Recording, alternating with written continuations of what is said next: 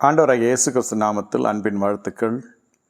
இந்த குடும்ப ஆசீர்வாத கூடுகையிலே உங்களை சந்திப்பதிலே நான் பெருமகிழ்ச்சி அடைகிறேன். கர்த்தருடைய சமூகத்திலே நீண்ட நேரம் காத்திருந்த பொழுது கர்த்தர் எனக்கு காண்பித்து வெளிப்படுத்தின சில காரியங்களை தேவ ஜனங்களுக்கு மத்தியிலே வைக்க விரும்புகிறேன். இதில் என்ன ஒரு சுவாரஸ்யம் என்று கேட்டால், இந்த நாளிலே கர்த்தருடைய ஜனங்கள் அறிய வேண்டிய ஒரு காரியம், உங்கள் குடும்பமும் உயர்த்தப்படும். என் குடும்பமும் உயர்த்தப்படுமா? உங்கள் குடும்பமும் உயர்த்தப்படும். எந்த இடத்தில் வெட்கப்பட்டீர்களோ அதே இடத்தில் உயர்த்தப்படுவீர்கள். இது தீர்க்க தரிசனமான வார்த்தை. என் குடும்பம் இனி விருத்தி அடையாது, எல்லாம் தவறு நடந்து விட்டது, வயது போக்கி விட்டது, வயதிலே இல்லாத ஞானம் எல்லாம் வயோதிகத்திலே வந்திருக்கிறது, காலங்கடந்த ஒரு காரியம், கண் கெட்ட பிறகு சூரிய நமஸ்காரம், இப்படி பல சொற்றொடர்களை உலகம் அடுக்கி கொண்டே போகும். நீங்கள் என்று மனம் திரும்புகிறீர்களோ அன்றிலிருந்து புதிய ஜீவியம் உங்கள் வாழ்க்கையில் ஆரம்பிக்கப்படுகிறது. உலகம் 1000 சொல்லட்டும், அது முக்கியமல்ல. நமக்கு என்ன நடக்கிறது என்று நமக்கு தெரிய வேண்டும். நமக்கு அதை குறித்ததான அறிவு இருக்க வேண்டும். என்னை கேட்டுக்கொண்டிருக்க தேவனுடைய ஜனமே, கர்த்தர் இந்த நாளிலே உங்கள் மத்தியில் அசைவாடி கொண்டிருக்கிறார். எந்த ஜனத்தின் மத்தியில் நீங்கள் வெட்கப்பட்டீங்க, அந்த ஜனங்கள் மத்தியில் நீங்கள் உயர்த்தப்படுவீர்கள். எப்படி இந்த சாத்தியமாகும்? இந்த நாளிலே ஜெபித்து ஜெபித்து ஜெபித்து சோர்ந்து போயிருக்கிற ஜனங்கள், நான் ஆவிக்குரிய வாழ்க்கையில் ஜெபித்தேன், உபவாசித்தேன், கொடுத்தேன், இது பார்த்தால் மறுபடியும் பரிச்சை ஆவிதான் வந்து நிற்கும். ஜெபத்தை முக்கியப்படுத்துகிறது, நம் தசமாகத்தை முக்கியப்படுத்துகிறது, அடுத்து உபவாசம். இந்த 3 காரியமும் ஆவிக்குரிய அடிப்படை காரியங்கள் தான். ஒன்றும் பெரிய பிரமாதமான காரியம், பிரம்மாண்டமான காரியம், பிரமிக்கத்தக்கதான காரியம் எதுவும் செய்யவில்லை. யாரும் செய்கிறதில்லை, ஆனால் நம்ம செய்கிறோம். இதுதான் சிலர் சொல்லுவாங்க, அவங்க பேர் கிறிஸ்தவர்கள், அவர்கள் டாலர் கிறிஸ்டின்கள், நாங்கள் தான் ஆவி பெற்றவங்க, நாங்கள் தான் பரலோகம் போவோம், அவர்கள் இப்படி அவர்கள் அப்படி. இதெல்லாம் பார்த்திங்கன்னா எதுவுமே விருத்தி அடையாது. ஆயக்காரனோ வந்து தேவ சமூகத்தில் வந்து திரும்பி போகையில் நீதிமானாக்கப்பட்டவனாய் போகிறான். உண்மையிலே நீங்கள் கடந்து செல்கிற இடம் தேவ சமூகமாக இருக்கும் என்றால் நீங்கள் நீதிமான்களாக்கப்படுவீர்கள். இந்த நாளிலே ஆவிக்குரிய வாழ்க்கை, அதனுடைய தலைமைத்துவம், அதை பொறுத்து தான் பூமிக்குரிய வாழ்க்கையின் ஆசீர்வாதம் இருக்கிறது. ஆவிக்குரிய வாழ்க்கையிலே நீங்கள் பெற்றுக்கொள்ளுகிற சத்தியங்கள், ஞான நன்மைகள், உங்களுக்கு விதைக்கப்படுகிற ஞான நன்மைகள், அதை பொறுத்து தான் பூமியிலே உங்கள் ஜீவியம் மிக ஆசீர்வாதமாக இருக்கும். இது ரட்சிக்கப்பட்ட ஜனங்களுக்கு தெரிந்து கொள்ளப்பட வேண்டிய ஆழமான ஆவிக்குரிய சத்தியமாக்கும். இதற்கு வெளியிலே போய் பயணப்படுகிற பொழுது தான் வாழ்க்கையில் வெட்கம், வியாகுலம், வேதனை, கடன், நிந்த, அவமானம், பற்றாக்குறை, தரித்திரம், சாபங்கள் இன்னும் நிவர்த்தி அடையப்பட முடியாமல் இருந்து கொண்டே இருக்கிறது. ஒரு புறத்தில் கர்த்தர் என்றும் இன்னொரு புறத்தில் உலகம் என்றும் மாம்சம் என்றும் ஜனங்கள் ஓடிக்கொண்டிருக்கிறார்கள். காரணம் என்ன? போதிய தெளிவு இல்லை. ஊழியங்களையோ ஊழியக்காரர்களையோ நான் குறை சொல்லவில்லை. விசுவாசிகள் ராஜ்யத்தினுடைய மனப்பான்மையில் காணப்படும்படியான சத்தியங்கள் மட்டும்தான் இவர்களை நிலைநிறுத்தப்பட முடியும். நான் சொல்கிறது சபையை குறித்து சொல்லலை, தேவ வார்த்தையினுடைய ஆழத்தை குறித்து எடுத்துரைக்கிறேன். என் சபைக்கு வருகிறவர்கள் தான் உயர்த்தப்படுவார்கள், அந்த பிரகடனம் நான் செய்யவில்லை. சொல்லப்படுகிற காரியம், சபையில் பிரசங்கிக்கப்படுகிறது, ஜபத்துக்கு முக்கியத்துவம் கொடுக்கிறது, எல்லாம் நல்லது தான். ஆனால் வேதம் என்ன சொல்லுகிறது என்றால், 2 கூட்டத்தாரை வேதம் சொல்லுகிறது. ஒன்று ராஜ்யத்தின் புத்திரர், இன்னொன்று ஆலயவாசிகள். ஆலயவாசிகளாக இருக்கிறவர்கள் ஆலயத்துக்கு முக்கியத்துவம் கொடுப்பார்கள். மத ரீதியான ஜனங்கள் என்ற தலைப்பின் கீழ் இவர்கள் வந்து விடுவாங்க. இவர்கள் கிறிஸ்தவர்கள், ஆவிக்குரியவர்கள் என்று சொன்னால் இவர்கள் ஆவிக்கு முக்கியத்துவம் கொடுக்கிற அளவிற்கு வார்த்தைக்கு முக்கியத்துவம் கொடுக்க வேண்டும். ராஜ்யத்தின் புத்திரர்கள் என்று சொல்லப்படுகிற பொழுது இந்த ஜனங்கள் வேற்று கிரகத்திலிருந்து வந்தவர்கள் அல்ல, அல்லது இதே பூமியிலே வாழ்ந்து கொண்டிருக்கிற ஜனங்கள், மிக சர்வசாதாரணமாய் அணுகக்கூடிய எல்லையில் இருக்கிற ஜனங்கள் தான். ரட்சிக்கப்பட்ட விசுவாசிகள் ராஜ்ய சிந்தை கொண்டவர்களாக இருக்க வேண்டும். அப்பொழுது இவர்கள் ராஜ்யத்தின் புத்திரர்கள் என்று அழைக்கப்படுகிறார்கள். நல்லா புரிந்து கொள்ளணும்.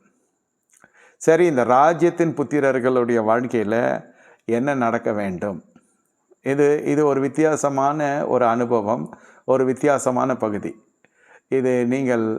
இந்த சத்தியத்தை கேட்கிற பொழுது மட்டும்தான் உங்களுடைய குழப்பங்களுக்கு ஒரு தீர்வு உண்டாகும். ஏன் இவ்வளோ நாட்கள் நம்ம வாழ்க்கையில் இதெல்லாம் நடந்தது என்றும் தெரிய வரும்.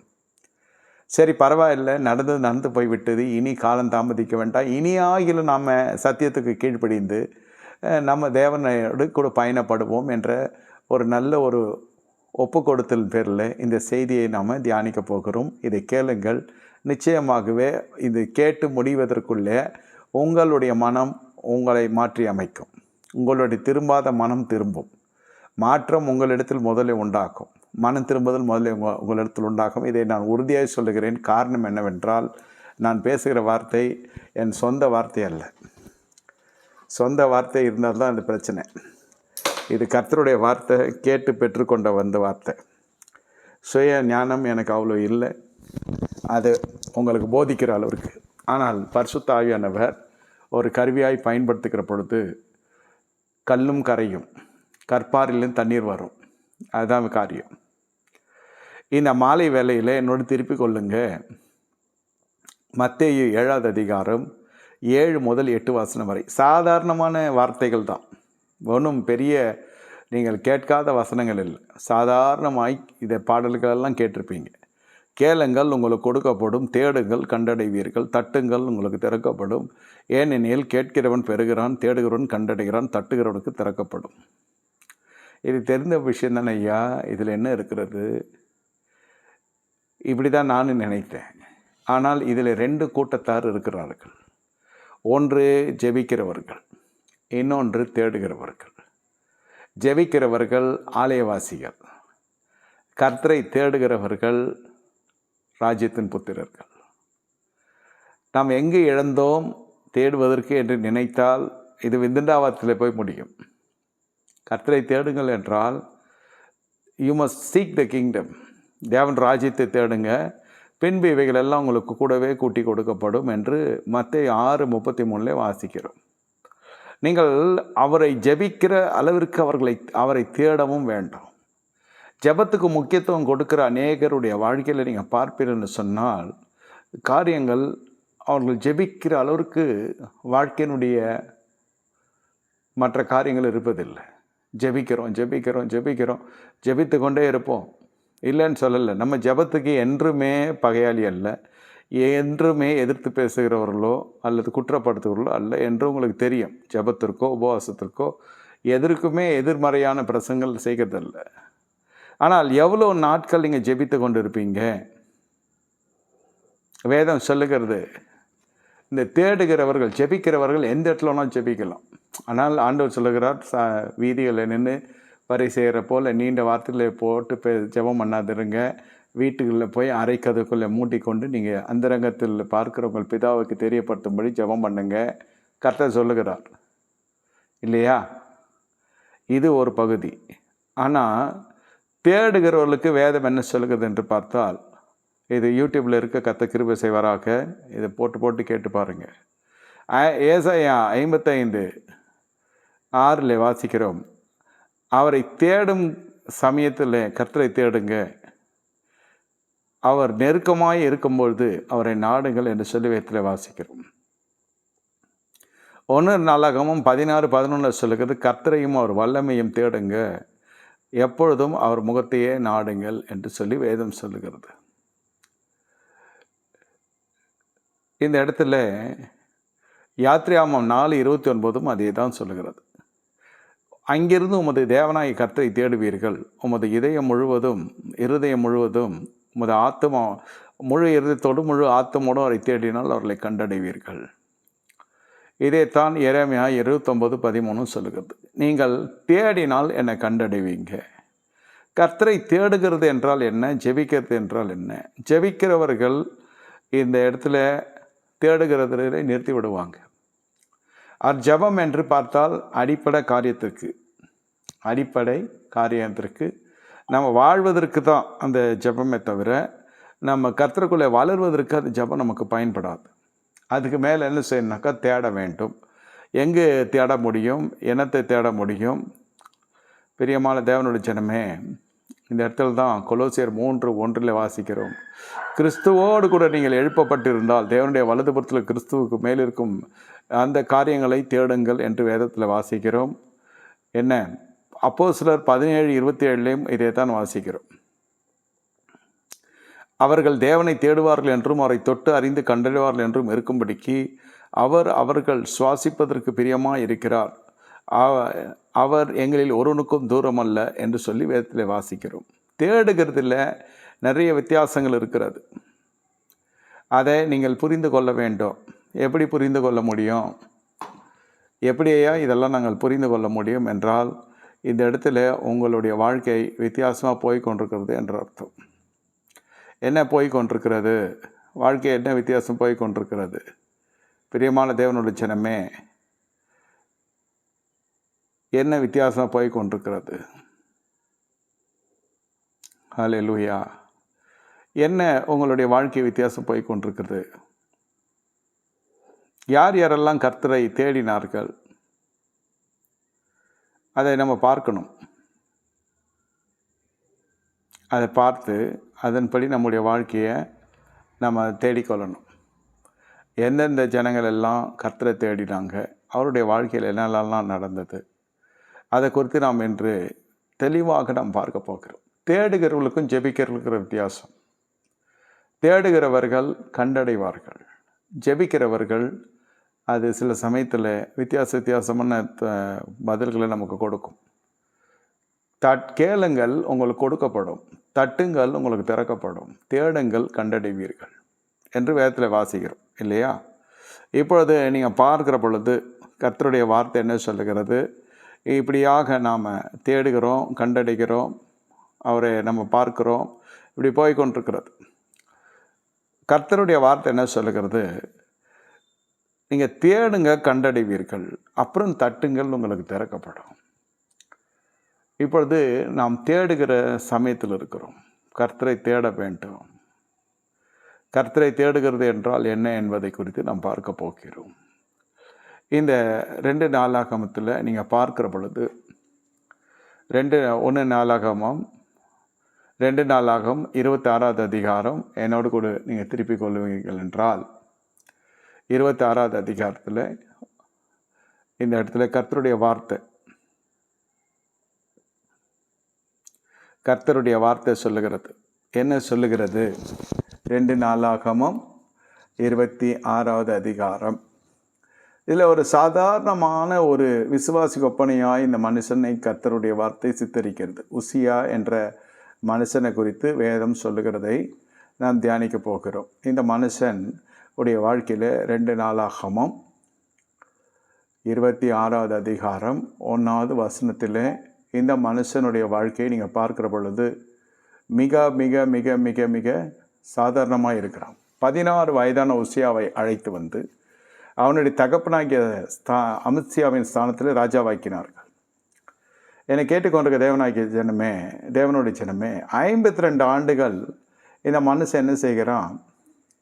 நல்லபடியாக இவன் ஜீவியம் செய்து கர்த்தருடைய பார்வைக்கு செமையானதை செய்து அவன் சகரியாவின் நாட்களிலே தேவனை தேட மனது இறங்கி இருந்தான் என்று வேதத்தில் வாசிக்கிறோம். 5வது வசனத்தில் சகரியாவின் நாட்களிலே தேவனை தேட, இவனுக்கென்று எழுப்பப்பட்ட ஆவிக்குரிய தலைமை.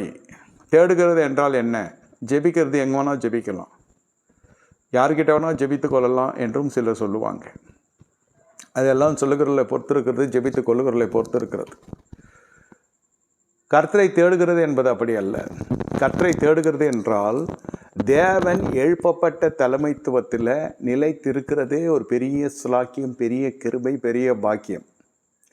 இதில் என்ன நடக்கும் என்று கேட்டால், முதலிலே பிசாசன் என்ன செய்வான் என்றால், ரட்சிக்கப்பட்ட உடனே நீங்கள் ஞானஸ்தானம் எடுத்து, நீங்கள் திருவிருந்து எடுத்து, நீங்கள் அபிஷேகத்துக்குள்ளே நடத்தப்படுகிற இந்த சூழ்நிலையிலே உங்களுக்கென்று எழுப்பப்பட்ட தலைமைத்துவத்தை மாற்றி அமைத்து விடுவான்.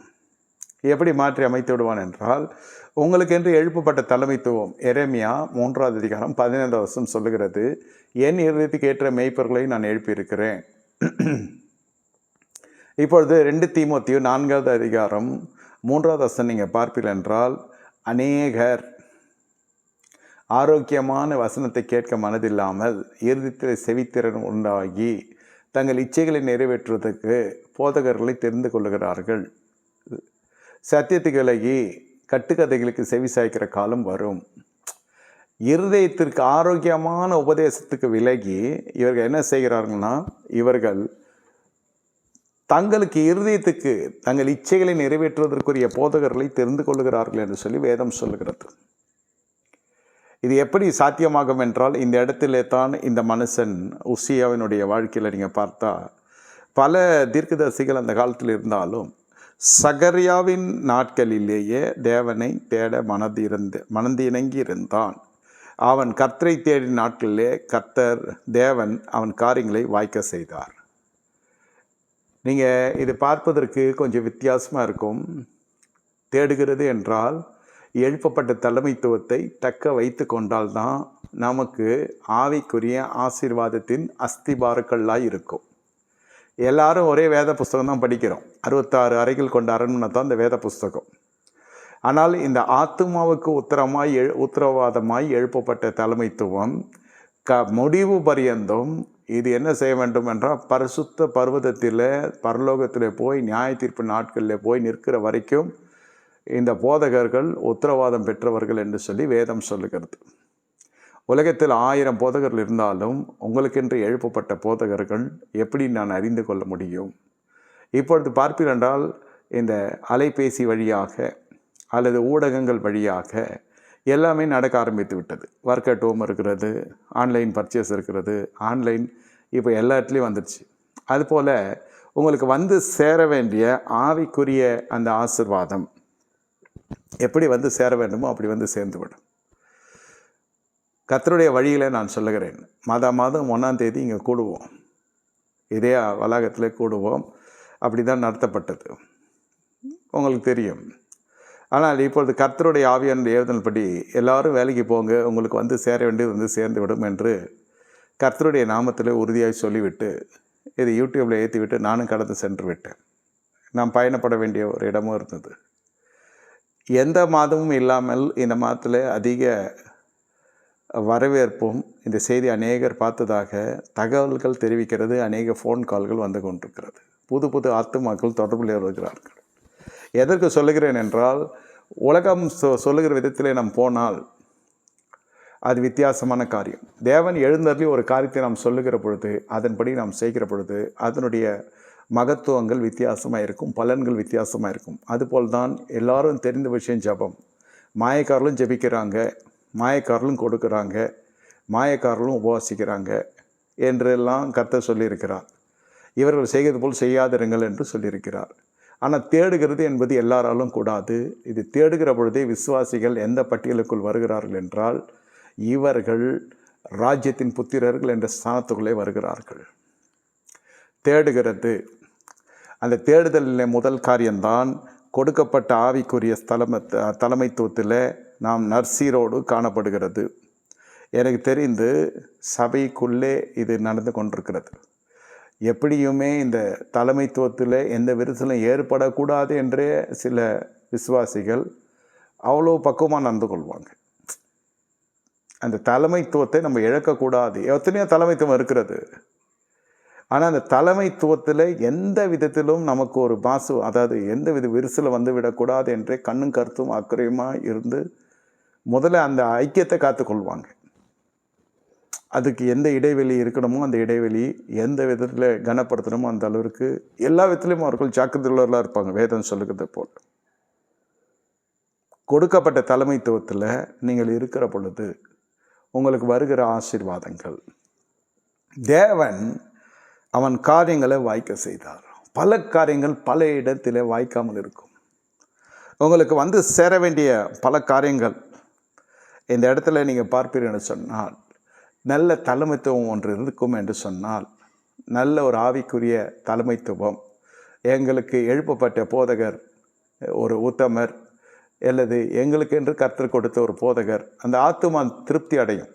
தேவ வசனத்தினால, தேவனுடைய வார்த்தையினால், தேவனுடைய அபிஷேகத்தினால, அவர்களுடைய சுபாவத்தினால, அவர்களுடைய அணுகுமுறையினால், அவர்களுக்கு கர்த்தருக்குள்ளே காண்பிக்கப்படுகிற கனிகளினாலே அவர்களை அறிய முடியும்.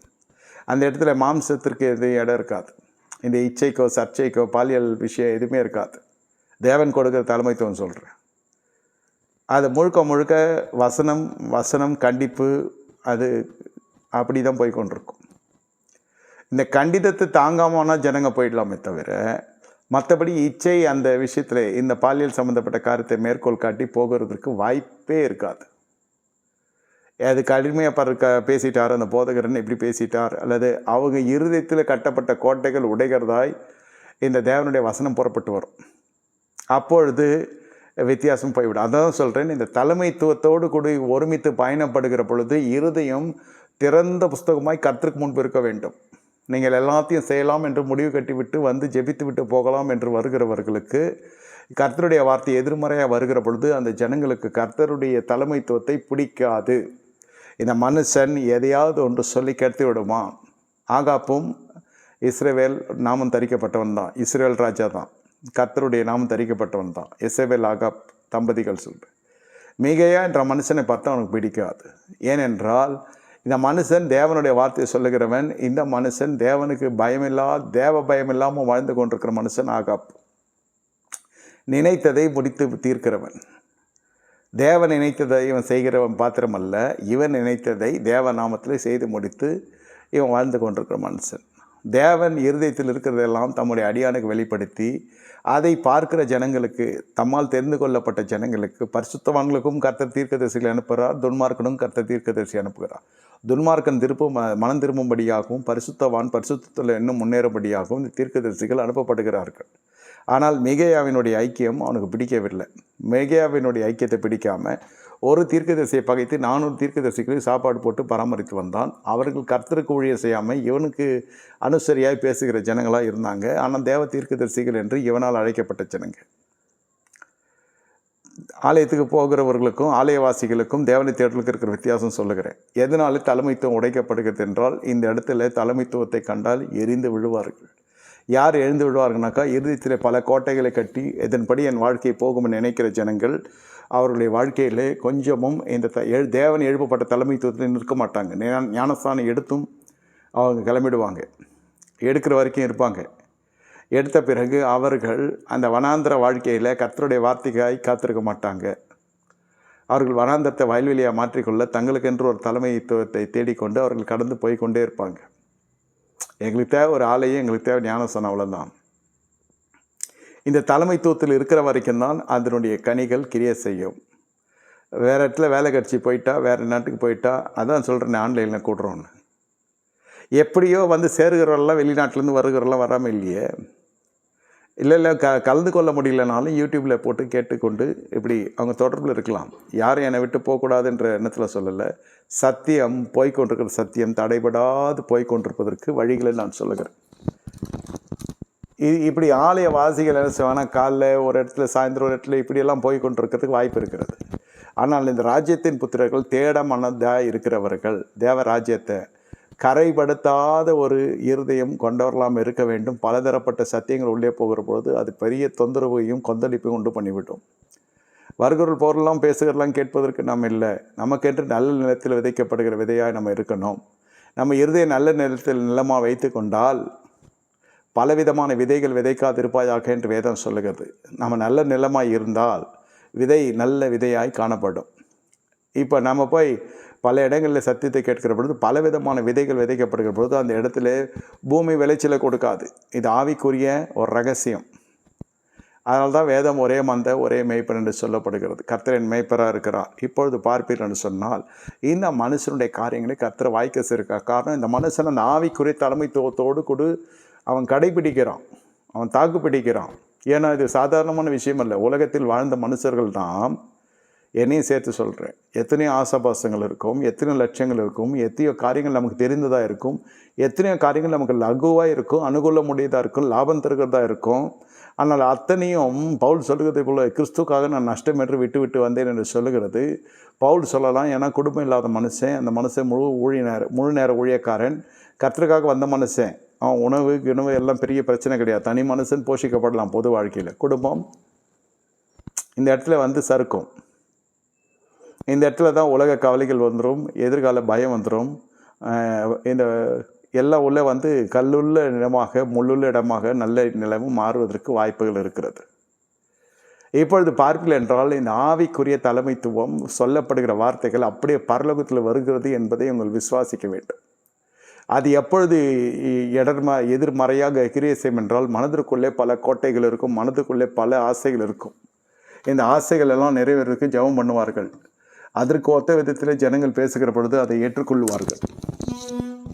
அதற்கு விரோதமாக இந்த தேவனுடைய வார்த்தையோ தேவனுடைய செய்தி வருகிற பொழுது அந்த இடத்துல ஜனங்கள் வரமாட்டாங்க, பயப்படவே செய்வாங்க. அந்த மனுஷன் என்ன சொல்லுவோன்னு தெரியவில்லை, சொல்லுகிறதும் நடக்கிறது. ஆனால் இந்த மனுஷன் எனக்கு எதிராகவே சொல்லி கொண்டிருக்கிறான். நான் திருமணம் செய்யலான்னு இருந்தேன், திடுதுப்புன்னு எல்லாத்தையும் இவங்களே அரேஞ்ச் பண்ணிட்டு வந்து சொல்லுவாங்க. அப்போ கர்த்தருடைய வார்த்தை வரும், இது வேண்டான்னு. இது இப்படி சொல்லிக்கொண்டே போகலாம். அதனால் எழுப்பப்பட்ட தலைமைத்துவத்தில் நிற்பதே ஒரு கிருபை, அதற்கேற்ற ஒரு ஒழுக்கம், அதுக்கேற்ற ஒரு கீழ்ப்படிதல் இருந்தால் தான் அந்த தலைமைத்துவத்தோடு தாக்கு பிடிக்க முடியும். இல்லைனா கர்த்தரே எடுத்துருவார், இல்லைனா நாமளே விலைக்கு போயிடுவாங்க, மாம்சமே விலைக்கு போயிடும். தேவன் எங்கும் தேவன் இருக்கிறார், தேவன் அன்பாக இருக்கிறார், தேவன் இரக்கமாக இருக்கிறார், கிருபை அப்படின்னு சொல்லி அந்த வேறு இடத்துல போயிடுவாங்க. வருகிறவங்களும் ஏன் வரீங்க, ஏன் வரமாட்டீங்க, ஏன் அங்கேருந்து இங்கே வந்தீங்கலாம் கேட்கவும் மாட்டாங்க. கேட்க வேண்டிய அவசியமே இல்லை. கர்த்தர் கொடுத்த ஆத்தமுன்னு அவங்களும் அதுக்கு ஊழியம் செய்ய ஆரம்பிச்சிருவாங்க. ஆனால் இந்த விசுவாசினுடைய வாழ்க்கையில் தாக்கு பிடிக்கிறவர்களுக்கு என்ன நடக்கிறது, தாக்கு பிடிக்கிறவர்களுக்கு என்ன நடக்கிறது என்பதை குறித்து இன்று ரத்தின சுருக்கமாக பார்த்து முடிக்க போகிறோம். 6வது வசனம் சொல்லுகிறது, அவன் புறப்பட்டு போய் பெலிஸ்தரோடு யுத்தம் பண்ணி காத்தின் அலங்கத்தையும் எண்ணெயின் அலங்கத்தையும் அஸ்தோத்தின் அலங்கத்தையும் இடித்து போட்டு அஸ்தோத்து நாட்டிலும் பெலிஸ்தருக்குள்ளும் பட்டணங்களை கட்டினான். நல்லா புரிந்து கொள்ளுங்க, முதலை எதிர்க்க தெரிகிறது. தேடுகிறவர்கள் ஏதோடு ஒத்துப்போக்க மாட்டாங்க. ராஜ்யத்தை தேடுகிறவர்கள் ஏதோடும் சமரசமாகவோ அல்லது எல்லாத்தோடும் நம்ம ஒத்து போக மாட்டாங்க. உலகத்துக்கு ஒத்த வேஷம் தெரியாதுங்கள். ரோமர் 12:2 வாசிக்கிறோம். இது உலகத்துக்கு ஒத்த வேஷம் என்பது வெளியில் போடுற வஸ்திரத்தை நிறைய பேர் சொல்லுவாங்க. இது அதல்ல. இவன் பகைக்கிறான் என்று சொல்லுகிற பொழுதே புரிந்து கொள்ளுங்கள், பெலிஸ்தரை பகைக்கிறான். என்ன, அஸ்தோத்தின் அலங்கத்தையும், அஸ்தோத்தின் அலங்கம் என்று சொன்னால் இது அந்நிய தேவதையினுடைய பெயர். அஸ்தோத்தின் அலங்கத்தையும் இடித்து போடுகிறான். அஸ்தோத்தின் நாட்டில் பெலிஸ்தருக்குள்ளும் பட்டணங்களை கட்டினான். நல்லா புரிந்து கொள்ளுங்கள், இது ஒரு விதமான ஒத்து போகாது இருக்கிற பொழுது, உலகத்துக்கு ஒத்த விதத்தில் உலக சிநேகத்துக்கு நீங்கள் எதிர்த்து நிற்கிற பொழுது உங்களுடைய கரம் கட்டுமான பணியிலே உயர்த்தப்படும். கீர்க்கு தரிசனமாக நான் சொல்லுகிறேன். எல்லாராலும் கட்டிவிட முடியாது, எல்லாராலும் கட்டின வீட்டில் வாழ்ந்து விட முடியாது. சொல்லப்படுகிறதா உபாகம் 28, நீ வீட்டை கட்டுவாய், வேறு ஒருத்தன் குடியிருப்பான். நீ பெண்ணை உனக்கு என்ன நியமிப்பா, வேறு ஒருவன் சயனிப்பான். உன் பிள்ளைகள் உன் கண்கள் காண அந்நியனை வந்து கூப்பிட்டு கொண்டு போயிடுவான். உனக்கு கறந்திடனற்று இருக்கும். இதெல்லாம் 28 உபாகம் புத்தகம் 14 வருஷத்துக்கு மேலே சாபகரமான காரியங்களே எழுதப்பட்டிருக்கிறது. அது எல்லாம் இந்த தேடுகிற விஷயத்தில் ராஜ்யத்தை தேடுகிறவர்களாக இருக்கிற பொழுது அந்த சாபங்கள் ஒவ்வொன்றும் தானாகவே உடைக்கப்படுகிறது. அதுக்கு இருக்கிற ரகசியம் என்னவென்றால், எதிர்க்கிற அந்த திராணி இருக்க வேண்டும். எதிர்க்க முடியுமா? ஒரு செல்வந்தனை எதிர்க்க முடியுமா? எதிர்க்கிறதுனா பகைக்கிறது சொல்ல. அவர்களோடு நம்ம ஒத்துப்போனால் நமக்கு பல நன்மை கிடைக்கும் என்று உலகம் வாய் மூடிக்கொண்டிருக்கும். தவறே நடந்தாலும் அது பெருசாக எடுத்துக்கொள்ளாது. அதை சுட்டி காட்டுகிற பொழுது அதே மனுஷனிடத்தில் வந்து கொண்டிருக்கிற நன்மைகள் நிறுத்தப்படுவதற்கு பல வாய்ப்புகள் இருக்கிறது. சபைக்குள்ளே கூட சொல்லுகிறேன், நல்ல உபவாசம், நல்ல ஜபம், நல்ல ஆவிக்குரிய வாழ்க்கையில் இருக்கிறவர்கள், தசமத்தை ஒழுங்காக கொடுக்கிறவர்கள், அவர் வாழ்க்கையில் பெரிய கரும்புள்ளி ஒன்று தென்படுகிற பொழுது, சபை மௌனமாக இருக்கிற பொழுது, மறைமுகமான சம்மதத்தை தெரிவிக்கிற பொழுது, பொது விசுவாசிகள் பெரிய அளவிலே பாதிக்கப்படுவார்கள், இடரல் அடைவார்கள். தலைமைத்துவம் செய்கிற தவறு சொல்கிறேன். ஏன்னா அந்த மனுஷனத்தை சொன்னால் பெரிய அளவு தொகை போய்விடுக்கும். அந்த மனுஷனும் போயிடுவான். அந்த மனுஷனோடு கூட கொஞ்சம் ஜனங்க போயிடுவாங்க. சபையில் பாதி காலி ஆகிடும். வேதம் சொல்லுகிறது, நான் கிறிஸ்துவுக்கு ஊழியம் செய்கிறவனாக இருக்க வேண்டும். மனுஷனுக்கு ஊழியம் செய்தால் நான் கிறிஸ்துவின் ஊழியக்காரன் அல்லவே என்று பவுல் சொல்லுகிறார். சபைக்குள்ளே பலிபீடத்துக்கு வருகிற சோதனை இது. பலிபீடத்தில் நிற்கிற ஜனங்களுக்கு வருகிற சோதனை இது. தாக்கு பிடிக்க முடியுமா? இது விசுவாசிகளுக்கு மட்டும் இல்லை, இந்த குடும்ப ஆசீர்வாதத்தை கொடுக்க. இவன் எதிர்க்கிறான். எசேக்கியா தேவனை தேடுகிறான், அவன் எதிர்க்கிறான். யோசேபாத்து தேவனை தேடுகிறான். யோசேபாத்தை எதிர்த்து ஜனங்க வருகிறாங்க. அப்பொழுதும் அந்த யுத்தத்தை எதிர்கொள்ளுகிறான் யோசேபாத்து. இவர்களெல்லாம் தேவனை தேடின ராஜாக்கள். நீங்கள் வேதத்தில் பார்த்தா இவங்கெல்லாம் கர்த்தரை தேடுகிற ராஜாக்கள், ஜெபித்த ராஜாக்கள் இல்லை, தேடின ராஜாக்கள். தேடுகிறது எல்லாராலையும் தேட முடியாதுன்னு சொல்றதுக்கான காரணம் இதுதான். எதிர்க்கிறீங்களா? எதிர்க்கிறதுனா என்ன? பகையை உண்டாக்கி கொள்ளுகிறதில்ல. கிறிஸ்துவுக்காக ஒரு நாள் கூத்து, ஒரு நாள் விஷயத்துக்கு, ஒரு நாள் வாழ்வை இன்பம் என்று எண்ணி தங்கள் வாழ்க்கையை கரைப்படுத்தி கொண்டவர்கள் உண்டு என்று பேதுருவில் வாசிக்கிறோம். அந்த ஒரு அலுவலுக்காக இவ்வளோ பேசுகிறீங்களா? திருமணம் ஒரு நாள் தானே, அப்புறம் நீங்கள் எப்படின்னா வாழ்ந்து கொள்ளுங்க. அந்த ஒரு நாள் எங்கள் சொந்த பந்தம், சுற்று, நட்பு, அங்காளி பங்காளி, மாமா மச்சான், சொந்தம் எல்லாரும் வர்றாங்க. அந்த ஒரு நாளுக்கு எங்களோட அட்ஜஸ்ட் பண்ண மாட்டிங்களா?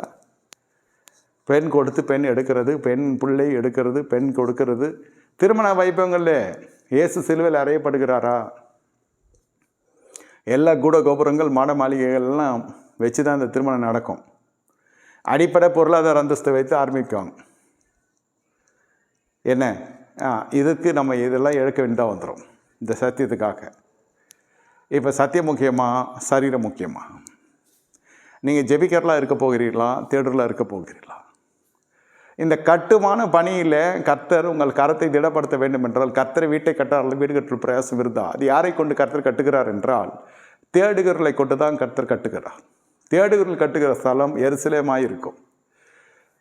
ஜெபிக்கிறவர்கள் கட்டுகிற ஸ்தலம் அது பாபேலாக மாறிவிடும். சில சமயத்தில் அவர்களுக்கு இந்த கட்டணம் முடிகிறது தான் பெரிய காரியமாக இருக்கும். ஆனால் நான் சொல்லுகிறது, இந்த இடத்துல நம்ம அழிக்கணும். நம் மனதில் நேசித்து கொண்டிருக்கிற சில ஜனங்கள் இருப்பாங்க. இல்லை, அவங்கக்கிட்ட மிகப்பெரிய ஒரு அசுசியான வாழ்க்கை நமக்கு தெரிந்தே இருக்கும். நமக்கு தெரிந்தே அசுசியான வாழ்க்கை வாழ்ந்து கொண்டிருப்பாங்க. பாலியல் சம்மந்தப்பட்ட விஷயம், அல்லது ஸ்டே டுகெதர், ஏதாவது ஒரு லிவிங் டுகெதர், ஏதாவது ஒரு நல்ல தெரியும். விபச்சாரம் வேறு விதமாக பயன்பாட்டுக்குள்ளே இருக்கும். விபச்சாரமே சொல்கிறேன். விபச்சாரம் வெளியரங்கமாய் நடப்பிக்கப்படும். அதற்கு வேறு வர்ணனை, வேறு வர்ணம் தீட்டப்படும். அந்த மனுஷன் பொஞ்சாதி சரிந்தா ஏன் அந்த மனுஷன் இப்படி இருக்கான், என்ன ஏன் எங்கள் அண்ணன் நல்லவர், எங்கள் அண்ணி கெட்டவங்க அப்படி சொல்லுவாங்க. இதே மாதிரி பல காரியம் சொல்லிக்கொண்டே போவாங்க. அந்த மனுஷன் அப்படி இருந்ததுனால தான் இவன் இப்படி போயிட்டா. இந்த அவன் இவள், இந்த இடரல் செய்கிறவங்க அல்லது இடரை போனவங்க, இவங்களோட வாழ்க்கையெல்லாம் பார்த்திங்கன்னா மிகப்பெரிய ஒரு அனுகூலம் இருக்கும். மிகப்பெரிய ஒரு அனுகூலம் இருக்கும். அதனால் அந்த ஜனங்களுக்கு ரொம்ப சாதகமாக மிகவும் அவர்களுக்கு பிரியமாக பேசி கொண்டிருப்பாங்க. அவங்களோட யுத்தம்லாம் பண்ண முடியாது. ஏன்னா அந்த மனசை வருகிற பொழுது என்னுடைய தேவைகள் சந்திக்கப்படுகிறது. அந்த தவறு செய்கிற ஜனங்க அவர்களிடத்தில் வருகிற அனுகூலங்கள் எனக்கு மிகப்பெரிய அபரிமிதமாக இருக்கிறது. எதுக்கு நம்முடைய வருமானத்தை விட்டுறணும், எதுக்கு நம்ம வாய் சும்மா இல்லாமல் நம்ம எதுக்கு பேசி வருமானத்துக்கு எடுத்துக்கொள்ளணுன்ட்டு இது பலிபீடத்துலேருந்தே ஆரம்பிக்குது. சரி, எல்லார் வீட்லேயும் ஒரு பிரச்சனை இருக்குது, என்ன பண்ணுறது, அதை கொஞ்சம் பார்த்து தான் நம்ம சரி பண்ணணும். சபையை விட்டு ஒதுக்கி வைங்கன்னு சொல்ல, ஒவ்வொரு விசுவாசிக்குள் மனதிற்குள்ளும் இல்லை இந்த அசுத்தத்தின் மீது எவ்வளவு நீங்கள் வெறுப்பை ஏற்றி கொள்ளுகிறீர்களோ, உருவாக்கி கொள்ளுகிறீர்களோ, அசுத்தம், பாவம், அநீதிகள், வேதம் போதிக்கிற காரியத்துக்கு விரோதமாக ஒரு மனுஷன் செய்கிற பொழுது அந்த மனுஷன் இடத்தில் இருக்கிற ஐக்கியத்தை நீங்கள் உடைத்துக் கொள்கிற பொழுது உங்கள் காரியங்கள்லாம் வாய்க்க கர்த்தர் செய்கிறார். சங்கீதம் 1:1 வாசிக்கிறோம். 1:3 அவன் செய்வதெல்லாம் வாய்க்கும் என்று உறுதி வார்த்தை கொடுக்கப்படுகிறது. இப்பொழுது பார்க்கிற பொழுது இந்த பெலிஸ்தரோடு அஸ்தோத்தோடு இன்று அநேகர் பெலிஸ்தரோடு அஸ்தோத்தின் அலங்கத்தை, எண்ணெய் அலங்கத்தை இடிக்காமல் வைத்திருக்கிறீங்க மனசில். உங்கள் மனசுக்கு தெரியும் யார் யாரெல்லாம் நேசிக்கிறீங்க. நீ நேசன்னா விபச்சாரம்லாம் கிடையாது. அவங்களுக்குன்னு ஒரு இட ஒதுக்கீடு உங்கள் மனசில் இருக்குது. அவங்கள உங்களுக்கு ரொம்ப பிடிக்கும். கர்த்தர் இப்போ இருதயத்தை பார்க்குற தேவன் என்ன செய்கிறான்னா, தேடுகிறவர்கள் என்ன செய்யணும்னா முழு இருதயம் கர்த்தர் கொடுக்கணும். முழு இருதயமும் நம்ம சொந்த பந்தத்துக்கோ நம்முடைய உறவுக்கோ கொடுத்துட்டு தவறு செய்கிறவங்களெல்லாம் நம்ம இருதயத்தில் கோயில் கட்டி கொண்டாடுற மாதிரி, அல்லது அவர்களுக்கென்று இருதயத்தில் ஒரு பெரிய இரக்கம் இருக்கும் நம்ம மனசில். அவங்க செய்கிற தவறு பெருசாக தெரியாது. ஏன்னா அவர்கள் நம்ம பிடித்தவர்கள். நம்முடைய பிடித்தவர்கள் மட்டுமில்லை, அவர்கள் நமக்கு ரொம்ப அனுசரியான ஜனங்க, நமக்கு அனுகூலம் தரக்கூடிய ஜனங்க. நம்ம வாயை வச்சுட்டு சரியாக இல்லாமல் இருக்கிறத கெடுத்துக்கொள்ளக்கூடாது. இந்த படிவத்துக்குள்ளே ஜனங்க போய் விடுவாங்க. என்னை கேட்டுக்கொண்டிருக்க தேவனோட ஜனமே, கர்த்தர் இந்த நாளில் உங்கள் மத்தியில் அசைவாடி கொண்டிருக்கிறார்.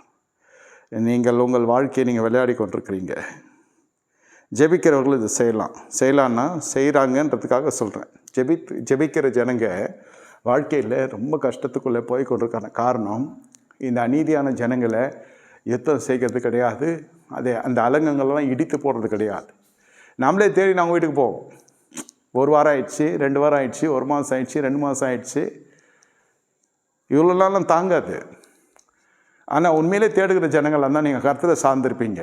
வானத்தையும் பூமியும் படைத்த கர்த்தரத்தில் எனக்கு சகாயம் வரும், வானத்தையும் பூமியும் படைத்த கர்த்தரத்தில் எனக்கு ஒத்தாசை வரும், வானத்தையும் பூமியும் படைத்த கர்த்தரத்திலேருந்து எனக்கு சகாயம் வரும். இப்படி போயிடும்.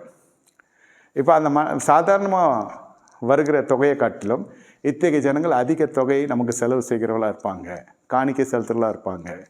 ஆனாலும் அவர்கள் தவறு செய்கிற பொழுது அதை தட்டி கேட்கிறது, அல்லது அந்த தட்டி கேட்கிறனால ஒரு பகையை உண்டாக்காமல் தன்னை அவ்வளோ ரொம்ப பாதுகாப்பாக அந்த உறவை கையாளுவாங்க. அந்த விஷயத்தை பேசாத, அந்த விஷயத்தை பேசினா அவனுக்கு நமக்கு பிரச்சனை வந்துடும், அதே போல் நமக்கு வர வேண்டிய நன்மைகள்லாம் அனுகூலம் கெட்டு போயிடும்.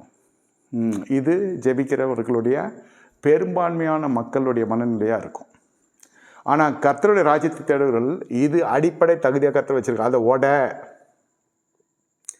அந்த உறவை நிர்மூலப்படுத்து. சரி, நீங்கள் தவறு இன்றைக்கி செய்யலை, நீங்கள் அதை உற்சாகப்படுத்துறீங்கனாலே நாளைக்கு அந்த தவறு உங்களோட அது நடக்க ஆரம்பிக்கும். வேதம் சொல்லுகிறத நான் சொல்லுகிறேன். உங்களுடைய வழிகள் எல்லாம் பொல்லாப்பாக இருக்கிறது என்று கர்த்தருடைய வார்த்தை சொல்லுகிறது. இப்படி மட்டும் நீங்கள் செய்வீங்கன்னா உங்கள் வாழ்க்கை பொல்லாப்பு செய்கிறதுக்கு எதுவாக காணப்படுகிறது. என்னையா இது? ஆமாம், குடி கிடையாது, வேசித்தனம் கிடையாது, புகை கிடையாது, எந்த அசுசியான தொடர்பும் கிடையாது. ஆனால் சமூகவியலில், உலக வாழ்க்கையில் நமக்கு இத்தனை நண்பர்களாக இருக்கிறாங்க. இந்த நண்பர்களாக நீங்கள் வைத்து கொண்டிருக்கிற வரைக்கும் உங்களுடைய வாழ்க்கையில் கட்டுமானங்கள் அல்லது அலங்கங்கள் கட்டப்படாது. அப்படியே கட்டினாலும் அந்த அலங்கங்கள் நிலைத்திருக்காது. நல்லா புரிந்து கொள்ளுங்கள். நீங்கள் இதை தவறு செய்கிற பொழுது, இதை தகற்றி எறிகிற பொழுது, மனதில் இருக்கிற விக்கிரகங்க இதெல்லாம், மனதில் இருக்கிற பலிபீடங்க இதெல்லாம் அஸ்தோத்து என. அப்போ கர்த்தர் என்ன செய்கிறார்? 7வது வசனத்தில், பெலிஸ்தரையும் கூர்பாகாலிலே குடியிருக்கிற அரபியரையும் மெகுனியரையும் வெல்ல தேவன் அவனுக்கு துணை நின்றார். அம்மோனியர் உசியாவுக்கு காணிக்கை கொடுத்தார்கள். அவனுடைய கீர்த்தி எகிப்தின் எல்லை மட்டும் எட்டினது. அவன் மிகவும் பலன் கொண்டான். பிரியமான தேவனுடைய ஜனமே, முதல்ல கையின் பிரயாசம், இதெல்லாம் கையின் பிரயாசத்தை கர்த்தர் ஆசீர்வதிக்கிறார். ஒரு இடத்துல நீங்கள் பகைச்சா 10 இடத்துல உங்களுக்கு கர்த்தர் அனுகூலத்தை உண்டு பண்ணுவார். பகைக்கிறதுனா என்ன? சண்டை போடுறது சொல்ல, பகைமை பாராட்டுகிறது சொல்ல. நீங்கள் பரிசுத்தத்துக்கு ஒரு இடத்துல நின்னீங்கன்னாக்கா 10 இடத்துல உங்களுக்கு கர்த்தர் அனுசரியாக நிற்பார். ஒரு இடத்துல நீங்கள் கர்த்தருக்காக நிற்கிறது, மனுஷனுக்காக நிற்கிறது இல்லை. மனுஷனை தாக்கி பேசுறதுன்னு நான் சொல்ல. அந்த அசுத்தமான விஷயத்துக்கு என்னை கூப்பிடாதீங்க, நான் வரமாட்டேன். அந்த அசுத்தத்துக்கு நான் உடன் நிற்க மாட்டேன். அந்த தவறுக்கு நான் ஒத்துப்போக மாட்டேன்னு சொல்லிட்டு அந்த மனுஷனோட தொடர்பு வச்சுருந்தீங்கனாக்கா அந்த மனுஷனோ மனுஷியோ அவருடைய ஐக்கியமே உங்களுடைய வாழ்க்கையை தீட்டுப்படுத்தும் என்பது தான் சத்தியம். ராஜ்யத்தை தேடுகிறவர்கள் இதை செய்ய முடியாது. செய்தால் உங்களுக்கு ஜெபித்தும் சில காரியங்கள் வராது. இதெல்லாம் ஜெபிக்காமலே நடக்குது பாருங்கள். கையின் பிரயாசம் ஜெபிக்காமலே நடக்குது. இப்போ பார்த்தீங்கன்னாக்கா மறுபடியும் சங்கீதம் 128 போய் நிற்கிறது. கர்த்தருக்கு பயப்படுற பயம் இருக்குது. இதெல்லாம் கர்த்தருக்கு பயப்படுற பயம் தான். இது கர்த்தருக்கு பயப்படுற பயத்தினால தான் அந்த ஜனத்தை தள்ளி வைக்கிறது. வேணாம், இது சரியில்லை, வேணாம், இது நமக்கு ஒத்து வராது, இந்த பழக்கம் நமக்கு சரியில்லை, அந்த பழக்கம் எனக்கு இல்லை, ஆனால் வேணாம். பாவியாக ஒரு மனுஷன் மிகுந்த நன்மை கெடுப்பான்னு சொல்லுகிறது இல்லை, இந்த இடத்துல சொல்லப்படுகிறது. உடனே கர்த்தர் பார்க்கிறார், சூழ்நிலைகளாக மாற செய்கிறார், இவன் கரத்தை திடப்படுத்துகிறார், ஒரு மனிதனோடு போராட்டு அவனை வெல்ல துணை நிற்கிறார். அடுத்த மனிதர்கள் பயந்து கொண்டு அவனுக்கு கப்பம் கட்டுக்கிறாங்க, காணிக்கை செலுத்துக்கிறாங்க. ஒரு இடத்துல அடித்தா 10 இடத்துல கது திறக்குது. இது ராஜ்ய மேன்மை அல்ல, கரத்தின் கிரைகளை கர்த்தர் ஆசீர்வதிக்கிறார். இவருடைய எல்லை எங்கோ இவனுடைய கீர்த்தியும் புகழ்ச்சியுமாக காணப்படுகிறது. கரத்தின் கிரியைகள் அவ்வளோ ஆசீர்வதிக்கப்படுகிறது. இன்றைக்கி பார்த்தா வேலை இல்லை, வேலை இருந்தால் கூலி இல்லை, கையின் பிரயாசம் இல்லை, எவ்வளோ படிச்சிருக்காங்க, வேலை சரியாக இல்லை, இந்த பொருளாதாரம் வந்து தத்தளிக்கிறது. காரணம் என்ன? தேவ பயமற்ற ஜனங்கள். ஆனால் தேவ பயத்தோடு வாழ்ந்து கொண்டிருப்பாங்க. இந்த விலகி வாழ்கிறது தெரியாது, இந்த அஸ்தோத்தை இடிக்க தெரியாது, அஸ்தோத்தின் அலங்கத்துக்குள்ளே போய் கொண்டு வருவாங்க. பாவிகள் இருக்கிற இடத்துக்கும் போய் கொண்டு வந்து கொண்டிருப்பாங்க. அவர்களுக்கு அது பெருசாகவே படாது. அது என்னங்க, இது சாதாரண விஷயத்தை போய் பெருசாக எடுத்துக்கிறீங்க. அப்போ உங்களுக்கு சாதாரணமான விஷயமே அசாதாரண விஷயமாக வாழ்க்கையில் மாறிடுது. இது ஒரு சர்வசாதாரணமான விஷயம், அதுவே பெரிய காரியமாக மாறிடுது. நல்லா புரிந்து கொள்ளுங்க. அவன் எகிப்து எல்லை மட்டும் அவனுடைய கீர்த்தி பரவுகிறது.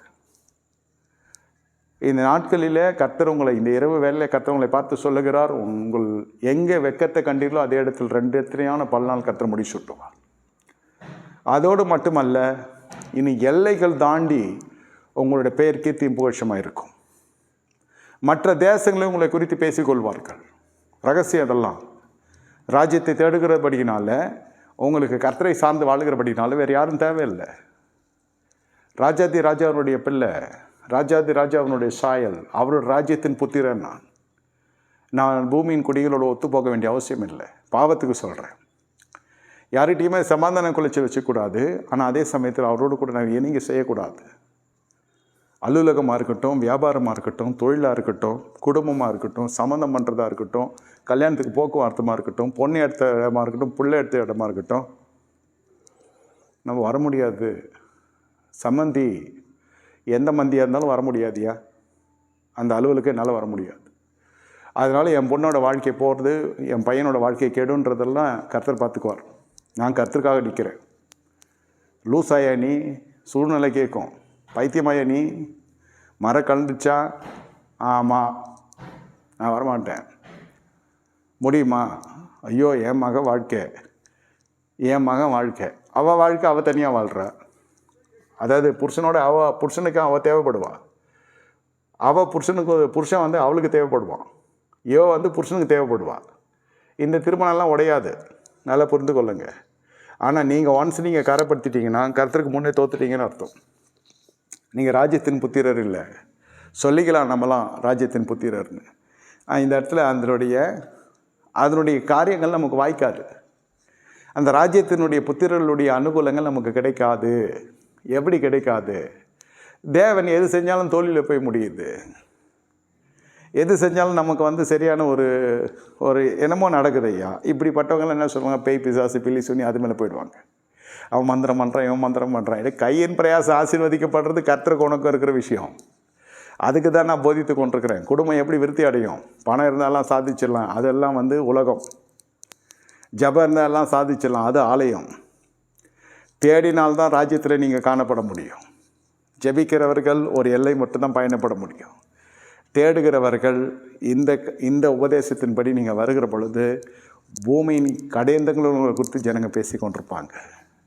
நீங்கள் பார்த்துருப்பீங்களே, ஒவ்வொரு ஊழியக்காரர்கள் பிரகாசிக்கிற நட்சத்திரங்கள் எங்கேயோ பிறந்து எங்கேயோ வளர்ந்துருப்பாங்க. இன்றைக்கி அந்த ஜனங்கள் உலகத்தில்னா கூட அவங்க பேர் சொன்னால் எல்லாருக்கும் தெரியும். அவங்ககிட்ட ஜெபம் பண்ணிங்களா, அவங்கள காணிக்க அனுப்பிச்சிங்களா, அவங்க வீட்டுக்கு ஜெபம் பண்ணாங்க, ஒன்றுமே இருக்காது. அந்த மனுஷன் ஏதோ ஒரு தேசத்தில் பிறந்திருப்பார், ஏதோ ஒரு சாதாரண இடத்துலேருந்து உயர்த்தப்பட்டிருப்பார். இன்றைக்கி வரைக்கும் அவங்க உலகத்தில்லாம் கூட அவங்கள பற்றி பேசி கொண்டிருப்பாங்க. ஆமாம், நூற்றாண்டுகளுக்கு முன்பு இருந்த ஊழியக்காரர்கள் கூட இன்றைக்கி பேசி கொண்டிருக்கிறாங்க. ஏன் அவ்வளோ தூரம் போகிறீங்க? வேதாம புருஷர்களை குறித்தும் பேசி கொண்டிருக்கிறோம் இல்லையா? இதெல்லாம் தேடின கேஸ். இதெல்லாம் தேடினவர்களுடைய பட்டியலில் வர்ற ராஜாக்கள். கர்த்தர் 10வது வசனம் சொல்லுகிறது, அவனுக்கு பள்ளத்தாக்கிலும் சமபூமியிலும் அநேக ஆடு மாடுகளும் மலைகளிலும் வயல்வெளிகளிலும் பயிர்க்குடிகளும் திராட்சை தோட்டக்காரரும் உண்டாயிருந்தபடினால் அவன் வனாந்தரத்திலே கோபுரங்களை கட்டி அநேக துறலை வெட்டினான். அவன் வெள்ளாண்மை பிரியனாய் இருந்தான். பிரியமான தேவனோட ஜனமே, உசியாவுக்கு யுத்த வீரரின் சேனையும் இருந்தது. அவனுடைய ராஜ்யபாரங்கள் அவ்வளவாய் கர்த்தர் அவனுக்கு அப்படியே போய் நீங்களே 14 வசனம் வரைக்கும் 15வது வசனம் வரைக்கும் அவனுக்கு எல்லாமே ஆச்சரியமாய், அவன் பலப்படும் மட்டும் ஆச்சரியமாய் அவனுக்கு அலுகூலம் உண்டாயிற்று. 15வது வசனம் வரைக்கும் இந்த மனுஷன் நல்ல மனுஷனாக இருக்கான். தேடினபடினால் வந்து விஸ்தாரம் சொல்கிறேன். ஒரு வீட்டுக்கு இஎம்ஐ கட்டுறது கஷ்டப்படுறோம், ஒரு வாடகை கட்ட கஷ்டப்படுறவங்க இருக்காங்க, ஒரு இஎம்ஐ கட்ட கஷ்டப்படுறவங்க இருக்காங்க. இவ்வளோ கஷ்டத்தில் போகிறதுக்கான காரணம், நீங்கள் தேட வேண்டிய விதத்தில் அவர் தேடவில்லை, தேட வேண்டிய நேரத்தில் தேடவில்லை. எப்படி தேடுகிறோம்? காலைல அதிகாலையில் எழுந்துச்சி ஜெபிக்கிறோம். அது தேடுதல் இல்லை, ஜெபம் பண்ணுறதுக்கு ஏஞ்சிக்கிறோம். அவரை தேடுகிறது என்பது என்ன? அதிகாலையிலே வருகிற கிருபை, அந்த கிருபை வந்து இந்த இடத்துல நம்மளுக்கு உயர்த்தப்படணும். நம்மளுக்கு மாம்ச பலத்தை மேலே ஆவிக்குரிய பலன் கிரியை செய்யணும். மாம்ச பலவீனத்துக்கு மேலே ஆவிக்குரிய பலன் கிரியை செய்யணும். இல்லை தைரியமாக பகைச்சிக்கலாம். அவன் எம்எல்ஏவாக இருந்தாலும் சரி, எம்பியாக இருந்தாலும் சரி, அவன் பெரிய ஆளுகை செய்கிறாலும் சரி, அவன் அதிகாரியாக இருந்தாலும் சரி, அதிபதியாக இருந்தாலும் சரி, யாராக இருந்தாலும் சரி, இல்லை இதுக்கு நான் வர முடியாது. நம்மளை கூப்பிட்றதே பெரிய விஷயம். அவங்க பரவாயில்ல, அவன் கூப்பிட்றது இல்லை, நான் போகிறது பெரிய விஷயம். எனக்குள்ளே இருக்கிற ஒரு பெரியவர், உலகத்தில் இருக்கிற எனக்குள்ளே இருக்கிற ஒரு பெரியவர். இப்படி நீங்கள் சொல்லி பார்க்குற பொழுது உலகம் சொல்லும், அதில் ஜெபிக்கிறவர்கள் கூட சொல்லலாம், இதனால் பல அனுகூலம் போகுது. இங்கே படித்து கொண்டு வந்தீங்கன்னா 10வது வசனம் 15வது வசனம் வரைக்கும் முழுவதும் அவன் செழிப்பை குறித்து எழுதப்பட்டிருக்கிறது. அவன் கையின் பிரயாசம் ஜனங்களை சேர்த்தது, அவன் கையின் பிரயாசம் ஜனங்கள் பயந்தார்கள், அவன் கையின் பிரயாசம் ஜனங்களை கிட்டி சேர்த்தது, அவன் கையின் பிரயாசம் மலைகள் மீது கட்டினான், பள்ளத்தாக்குள்ள கட்டினான், ஆடு மாடுகள் எல்லா விஸ்தாரமும், ஒரு குறைவில்லை. சங்கீத புஸ்தகத்தில் வாசிக்கிறோம், சிங்க கொட்டில் பட்டினி கடன் தாட்சி கிடக்கும். ஆண்டவரை தேடுகிறவர்களுக்கோ ஒரு நன்மையும் குறைபடாது. ஜெபிக்கிறவர்களுக்கு அல்ல, தேடுகிறவர்களுக்கு. இல்லை, இது கொஞ்சம் சுவாரஸ்யமான ஒரு இடம்தான் தேடுகிறது என்பது. தேடி தான் பாருங்களேன். நான் இந்த உறவுக்குள்ளாக இருக்க மாட்டேன், இனி இந்த ஜனங்களோடு நான் இந்த ஜனங்களோடு நான் அவ்வளோ சம்பாஷிக்க மாட்டேன், இந்த ஜனங்களை நான் இந்த பாவத்தை நிமித்தம், கர்த்தருடைய நாமத்தை நிமித்தம், இந்த அசுத்திய நிமித்தம் நான் கர்த்தர் வெறுக்கிறதுனால நானும் வெறுக்கிறேன். கர்த்தர் வெறுக்கிறதுனால கர்த்தர் ரத்த பிரியனை அருவருக்கிறார். இப்போ பார்த்தீங்கன்னா நல்லா தெரியும் துன்மார்க்கன்னு. என்ன விசுவாசிகள் சிலருடைய வாழ்க்கையை நான் பார்த்துருக்கேன். வீட்டில் ஃபங்க்ஷன் நடக்கும், அந்த ஃபங்க்ஷன் போய் பார்க்குறப்போ அவன் பெரிய கட் அவுட்டு பேனரில் வச்சு எங்கள் அண்ணன் வராருன்னு போட்டுருவான். ஏன்? அவன் துன்மார்க்கண்டா. அவன் கத்தி எடுத்து மேலே வந்தவன், கத்தி எடுத்தவன் கத்தியாலே சாவான் இல்லையா? வேதம் சொல்லுது. துன்மார்க்கன்னு தெரியும், அண்ணன் நொன்னேன்னு அவனை இவனெல்லாம் கூப்பிட்டுக்கின்னு ஜனத்தை சேர்த்து வச்சுக்கின்னு, இதெல்லாம் வந்து ராஜ்யத்துக்கு உட்படாத காரியங்க, ராஜ்யத்துக்கு உட்படாத காரியங்க. ஏன்னா ஆலயவாசிகளாக இருக்கலாம், ஜெபிக்கிறவர்களாக இருக்கலாம், வேதம் கைமா சுத்தவங்களாக இருக்கலாம், ஆனால் தேவனை எழுந்துட்டாங்கன்னு அர்த்தம். துன்மார்க்கனே கர்த்தர் அருவருக்கிறார், ரத்த பிரியனே கர்த்தர் அருவருக்கிறார். அவன் அத்தனை கொலை பண்ணிவிட்டு வெளியில் சுற்றின்னு இருக்கிறான்னா அது அவன் சாமர்த்தியம் அவன் நினச்சின்னு இருக்கான். சட்டத்தில் தப்பிச்சிடலாம், சத்தியத்துக்கு முன்னாடி அவன் தலை குனிஞ்சு ஆகணும், அவனுக்கு சங்காரம் சீக்கிரம் இருக்குது. நீங்கள் அவன் தெரிஞ்சு செய்கிறானோ தெரியாமல் செய்கிறானோ அது அவனோட ஜோலி. அப்படிப்பட்ட ஜனங்களை நீங்கள் உற்சாகப்படுத்துகிற பொழுது நம்ம ராஜ்யத்துக்கு தூரமாயிட்டோம். தேவன் வெறுக்கிறவர்களை நம்ம வெறுக்கணும்னு சொல்கிறேன் நான். தேவன் அன்பாக இருக்கிறார், ஆனால் உலக சிநேகிதம் தேவனுக்கு பகையை உண்டாக்குறது இல்லையா? உலகத்துக்கு சிநேகிதம் இருக்கிறான், தேவனுக்கு பகைஞ்சனாக இருக்கிறான். அந்த தேவ பகைஞ்சனை நீங்கள் நேசிக்கலாமா? அதைத்தான் யோசேப்பாத்திட்ட போய் கேட்டது ஒரு தீர்க்கதரிசி எகு.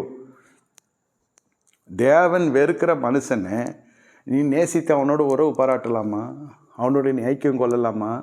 யோசேப்பாத்து, உன்னை சின்னதுலேருந்து உயர்த்தினது தேவன் தானே, ஆகாப்பட்டில் போய் சம்மந்தம் பண்ணலாமா? புரியுதா உங்களுக்கு என்ன சொல்கிறேன்னு? தேடுகிறதுனா இதுதான். குடும்பம் விருத்தி அடையணும், குடும்பம் என் பொண்ணு அமெரிக்கா போகணும், என் பையன் ஆஸ்திரேலியா போகணும், வெளிநாட்டுக்கு போனால் விருத்தி அடைவான்னு பேர் இல்லை. அது கர்த்தர் திறக்கிற வாசல் இல்லைன்னு சொல்ல. பணம் வந்து உங்களுக்கு விருத்தி இல்லை, இது பணம் சம்மந்தப்பட்ட விஷயமே கிடையாது. மனம் சம்மந்தப்பட்டதெல்லாம் பணம் பெருகும். உங்களுக்குள் இருக்கிற திருடன் யார்? உங்களுக்குள் இருக்கிற ஒரு கல்வன் யார்? திருவிருந்து கொடுக்குறப்ப கர்த்தர் சொன்னார், பஸ்கா ஆசிரியர், உங்களுக்குள்ள ஒருவன் திருடனாக இருக்கிறான், கல்வனாக இருக்கிறான். ரபி யார் யார் யார்? யூதாஸ் டர்ன் வந்தோன்னு அவரும் கேட்டார், ரபி நானா? ஆமாம் நீ தான்.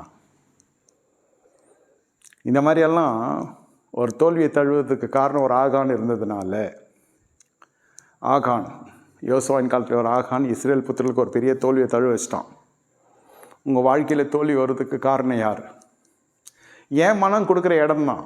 யாரும் வந்து நம்ம வாழ்க்கையில் நம்ம அறியாமல் உள்ளே பிரவேசிக்கிறது கிடையாது, நம்ம இடம் கொடுக்குறது. அந்த மாதிரி இல்லாத உறவு இருக்கிறதுன்னு சொல்கிறது, அதாவது இருக்கிறதுனா அது என் அண்ணன்றது தங்கச்சின்றது, அது சுத்தமான ஒரு படுபாவியாக இருக்கும், கொலைபாதகியாக இருக்கும். நம்ம குடும்பத்துக்கு அது பெரிய ஒரு கொடரி காம்பாக இருக்கும், ஒரு முள்ளாக இருக்கும். தேவன் இணைக்காதது நம்மளே உருவாக்குறது. அது என்னமோ தெரில, அது ஒரு ஈர்ப்பு சக்தி. வேணாம், சாராளை கொண்டு வந்து அபிமெலேக்கு தன் பாளையத்தில் வைத்து கொண்டது மனைவி ஆக்கி கொள்ள வேண்டும் என்ற நல்ல எண்ணம் என்று அவன் சொல்லுகிறான். கர்த்தரும் சொல்லுகிறான், உத்தம எண்ணத்தோடு நீ செய்தாய், ஆனாலும் அவன் வேற ஒருத்த மனைவி அனுப்பிவிடுன்னு. இந்த மாதிரிலாம் நடக்கும். எத்தனை பேரண்ட்ஸு சொல்கிறாங்க, நீ வா நான் பார்த்துக்கிறேன், அவன் கிடக்கிறான், அவனை வக்கீல் நோட்டீஸ் அனுப்பலாம், அவனை வர வைக்கிறேன் போலீஸ் ஸ்டேஷனுக்கு, அவனை கோர்ட்டுக்கு வர வைக்கிறேன், எனக்கு பண பலம் இருக்குது, எனக்கு புய பலம் இருக்கிறது. ஆலயத்துக்குள்ளே வந்து இப்படி எப்படி இருப்பாங்க, வெளியில் எப்படி இருப்பாங்க, நீதித்துறை கிட்டலாம் எப்படியெல்லாம் டீல் பண்ணுவாங்க, பலிபீடத்துக்கு முன்னே எப்படி இருப்பாங்க, திருவிழா எடுக்கப்போ எப்படி இருப்பாங்க, இப்படி தான் இருப்பாங்களா? சொல்கிறேன், இதெல்லாம் நமக்கு செட் ஆகாது, ராஜ்யத்துக்கு உட்படாது. இது ராஜ்யத்துக்கு உட்பட்ட சத்தியமே இல்லை, இது நடைகள் இல்லைன்ற. நான் முதல்ல துன்மார்க்கம் என்ன கர்த்தர் வெறுக்கிறாரு. நானும் வெட்டுறேன் குத்துறேன்னு சொல்கிறேன், உங்கள் வாயில் அந்த வார்த்தை வருதா? அந்த மாதிரி வாயில் வந்தது ஐயா. ஒரு காலத்தில் அப்படி இருந்தேன், இப்போ அதெல்லாம் இல்லை. ஆனால் இன்னும் உனக்கு நட்பு தொடர்பில் வச்சுருக்கல்ல, இன்னும் உங்களுக்கு அந்த நட்புகள்ன்ற தொடர்பு இருக்கு இல்லையா? அன்றைக்கி கத்தியை தூக்கினான், இன்றைக்கி கத்தியை தூக்குறவனுக்கு இவன் தொடர்பில் இருக்கிறான். எதனா அவன் செய்வான் எனக்காக, ஏன்னா இவர் பரிசுத்தமாயிட்டார். இல்லை, நீ ஒன்றும் அசுத்தமாக தான் இருக்கன்னு அர்த்தம். கர்த்தர் அருவருக்கார காரியங்களை நம்ம அருவருக்கணும். ரத்த பிரினை கர்த்தர் அருவருக்கிறார். சங்கீதம் 5 வாசிக்கிறோம், 5:6 வாசிக்கிறோம். துன்மார்க்கனே கர்த்தர் அருவருக்கிறார். இப்போ துன்மார்க்கம் ஃபோட்டோவை பாக்கில் வச்சுட்டு, அந்த பாக்கில் வச்சுட்டு ஃபோட்டோ வெளில தெரியாத மாதிரி ஒரு வெள்ளை சட்டை போட்டுக்கின்னு என் அண்ணன் ஒன்னன்னு சொல்லி சுற்றின்னு இருந்தால், உண்மையிலே நமக்கு மூத்த சகோதரா கிறிஸ்து இயேசு இருக்கிறார்னு ரோமர் 8 வாசிக்கிறோம். இது சரிப்பட்டு வராதியா? கோட்டை கோபுரம், மலை மேலே ஃபார்ம் ஹவுஸு, ஊட்ட சுற்றி பசுமை, அரண்மனை, ஃபார்ம் ஹவுஸு, போட் ஹவுஸு, என்னென்னமோ ரெசார்ட் என்னென்னமோ கட்டுறான். அவன் வளம் வேறு, அவனுடைய கீர்த்தி புகழ்ச்சி வேறு. அவனுக்கு பயந்துட்டு கப்பம் கட்டுறானுங்க, அவனுக்கு பயந்துக்கிட்டு பணத்தை எடுத்து வச்சிடறானுங்க. அவன் ராஜ்யபாகம் பெருசாகிடுச்சு. சின்ன மனுஷனை ஆரம்பித்தான். சகரியாவின் நாட்களிலே கர்த்தரை தேட மனதாக இருந்தான். சகரியான்ற ஒரு ஆசாரியன் அவனுக்கு தீர்க்கதரிசியாக இருக்கிற ஆசாரனாக இருக்கிறான். அவனுடைய போதனை ஒரு நல்ல உயர்த்திச்சு. சகரியா இறந்த உடனே, பாஸ்டர் காலம் முடிஞ்ச உடனே விசுவாசிகளுக்கெல்லாம் குளிர்ச்சியாகிடும். குளிர்ச்சின்னா துக்கம் இருக்காது, துக்கம் இல்லாமல் இருக்காது, துக்கம் இருக்கும். பாஸ்டர் செத்துட்டாருன்னு அதாவது இஷ்டப்படி போயிடும். அடுத்த தலைமைத்துவம் ஏற்றுக்காது மனசு. இந்த பிரசங்க கேட்டு இப்படி பழகிட்டாங்க இல்லையா, அடுத்த தலைமை எப்படி இருக்குமோ தெரியாது. இதை மாதிரி நிறைய விஷயங்கள்லாம் இருக்குது. அது மாதிரி உசியா கடைசியில் என்ன செய்யிட்டார், எல்லா பவரும் வந்துடுச்சு, பூமிக்குரிய எல்லா சக்தியும் அவருக்கு வந்துடுச்சு. பூமியில் ஒரு மனுஷன் எப்படியெல்லாம் வாழணுன்றதுக்கு எடுத்துக்காட்டாக இருந்து, திடீர்னு ஆலயத்துக்குள்ளே பிரவேசிக்க ஆசைப்பட்டு மகா பரிசுத்தலுக்குள்ளே போகிறார். அப்பொழுது தான் ஆசாரெல்லாம் சொல்லுகிறாங்க, போகாதீங்க ராஜாவே, இது லபியாது. 52 வயசில் கிறுக்கு பிடிச்சிடுச்சு மனுஷனுக்கு. 16 வயசுலேருந்து ஒழுங்காக வந்தான் அந்த மனுஷன். என்ன 38 ஆண்டு காலம் ராஜ்யபாரம். 16 வயசுனா பார்த்துக்கங்க, 38 அந்த கணக்கு போட்டு பார்த்துங்க. 52 வயசு வரைக்கும் ஒழுங்காக இருந்தான். அதாவது 52வது வயசில் தான் இந்த அநியாயம் நடக்குது. எனக்கு கேட்டுக்கொண்டிருக்குது என்னோட ஜனமே, 36 வருஷமா கணக்கு, 36 வருஷம் 52 வயசில் என்ன ஆச்சுன்னா, ஆசாரியனா போய் நான் மகாபரிசுல பிரசி அது போகக்கூடாதியா, அது ஆசாரியன் தான் போகணும். நான் போவேன் ராஜ்யபாரம் எந்த ஆசாரியன் அதிகசாரியன் ஒரு அறை விட்டுட்டான். அதான் மமதை சகரியா செத்து போயிட்டாரா, அவ்வளோதான், பயம் போயிடுச்சு, தேவ பயம். சகரியா இருக்கிற வரைக்கும் நல்லா இருந்துச்சு. அந்த போதகர் தொடர்பு இருக்கிற வரைக்கும் சில விசுவாசிகள் நல்லா இருப்பாங்க. ஏன்னா அழைக்கப்பட்டது அந்த தலைமைத்துவத்துக்கு நீங்கள் சேவகம் பண்ணும்படியாக. அந்த ஊழியத்தில் இருக்கிற வரைக்கும் சில பேர் பிரகாசிப்பாங்க. அகித்தோபேல் கூட தாவீதுகிட்ட இருக்கிற வரைக்கும் ஒழுங்காக இருந்தது. தாவீதுக்கு விரோதமாக எழுந்த பொழுது அகித்தோபேல் தூக்கு போட்டு செத்து தொலைய வேண்டிய ஒரு சூழ்நிலை வந்துடுச்சு. ஏன்? திரும்ப வேலை செய்யலை. நீங்கள் அபிஷேகத்தை நம்பி, கிருபையை நம்பி, வரங்களை நம்பி, சிருஷ்டிப்பை நம்பி சிருஷ்டிக்கிற விட்டுறாதீங்க. கர்த்தரை நாடுங்க, வரங்களை நாடுங்க, வேணான்னு சொல்ல. ஆனால் உங்களுக்கென்று எழுப்பப்பட்ட தலைமைத்துவத்தை எடுத்தங்கவத்தில் முடிவெடுத்துறாதீங்க. நீங்கள் விட்டு வந்த பாரம்பரியத்தை நான் சொல்ல, எழுப்பப்பட்டிருக்கிற இப்போ நிலுவையில் இருக்கிற தலைமைத்துவம், the leadership which God has raised you currently, பழைய காரியம், பழைய சபை, பழைய விஷயம் அதெல்லாம் ஒழிஞ்சு போச்சு. பழைய ரசம்லாம் போயிடுச்சு. விசுவாசிகள், முக்கியமாக ஞானஸ்தானம் எடுத்த ஜனங்கள், நீங்கள் எடுக்கப்பட்ட ஞானஸ்தானம் எங்கே? நம்ம தலைமைத்துவத்தில் எடுத்தவர்கள் அல்லது எடுக்க போகிறவர்கள் கொடுக்கப்பட்ட தலைமைத்துவ உத்தமமாக இருங்க. இது மிரட்டுதலுக்கு இல்லை, தேடுதலுக்குரிய சத்தியம். அது ராஜ்யத்துக்குரிய சத்தியம், தேடுதல். இப்படி தேடுகிற பொழுது எவ்வளோ ஆஸ்திகள் உண்டானது. ஆனால் ஒரே நாளில் எல்லாத்தையும் இழந்துட்டான் அந்த மனுஷன். டப்புன்னு ஆசிரியனை கை நீட்டி அடிச்சிட்டான். உடனே கர்த்தர் குஷ்ரோகத்தை கொடுத்தார். குஷ்ரோகம் வந்துச்சுன்னாக்கா அந்த காலத்தில் தள்ளி வச்சுருவாங்க. ஊருக்கு ஒத்துக்கப்புறமா ஒரு இடத்த போட்டு ஒரு வீட்டை கட்டி அங்கே வச்சு கடைசி வரைக்கும் அவன் குஷ்ரோகியவே சேர்த்து போயிட்டான். அவன் அடக்காரதனை கூட அவ்வளோ ராஜாக்களுக்கு செலுத்த வேண்டிய எந்த கந்த வர்க்கமெல்லாம் செலுத்தலை. அந்த மகிமே போயிடுச்சு. எப்போ தலைமைத்துவம் அபிஷேகம் பண்ணப்பட்ட ஊழியக்காரர்களை கனப்படுத்துகிறானோ அது வரைக்கும் அவனுக்கு சமுதாயத்தில் கனம் இருந்தது, தேசத்தில் கனம் இருந்தது, உலகம் முழுதும் அவனுக்கு ஒரு பேர் இருந்தது. எப்போ ஊழியக்கார மேலே கை வைக்கிறானோ அவ்வளோதான், முடிஞ்சிச்சு. அதோட பிரவேசிக்க கூடாத இடத்துல பிரவேசிக்க நினைக்கிறான், அவ்வளோதான், முடிஞ்சிடுச்சு வாழ்க்கை. எப்படி க்ளோஸ் பண்ணுறது பாருங்கள், வாழ்க்கை எப்படி க்ளோஸ் ஆச்சு, இப்படி அநியாயமாக போச்சு வாழ்க்கையில். அதான் ஆவிக்குரிய வாழ்க்கையில் எப்படிதான் ஜெயிச்சிடும்னு சொல்ல முடியாது, கற்றுக்கொள்ளுகிறோம். அப்படி இருந்தால் தான் வாழ்க்கையில் நம்ம பிரகாசிக்க முடியும். கற்றுக்கொள்ளுகிறோம். 25வது ஆண்டு இந்த ஊழியம் கர்த்தர் என்னை வைத்திருக்கிறார். 25 ஆண்டுகள் நான் ஊழியம் செய்கிறேன் நான் சொல்கிறதுக்கு நான் கூசுகிறது. தேவபாயம் நிறைந்ததுனால் நான் சொல்லுகிறேன், கர்த்தர் இந்த ஊழியத்தில் என்னை வைத்திருக்கிறார். உலகப்புறம் எஜமானம் தான் என்னைக்காட்சி துரத்திட்டு இருப்பான் என்ன சொல்கிறேன்.